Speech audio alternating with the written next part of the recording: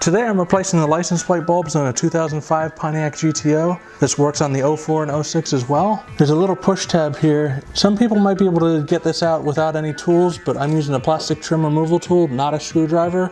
If I happen to slip on this, it won't scratch the paint, or at least not as bad as a screwdriver would. So you push in on it and then pull down and it swings open.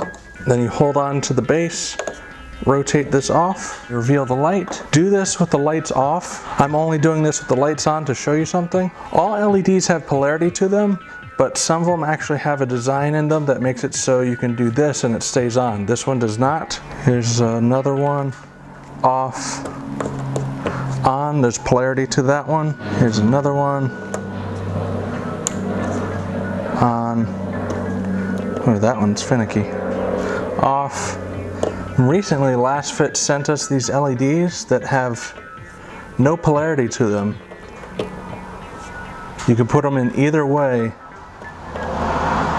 and they still work. And they're way brighter than all the other ones that I tried out. When you reinstall it, you'll want to look for the small tab on here. There's 2 tabs in line on this, and then a third one that is 90 degrees off of both of them. That one's that small tab that you line up with this. And then you rotate it back, make sure it stays put.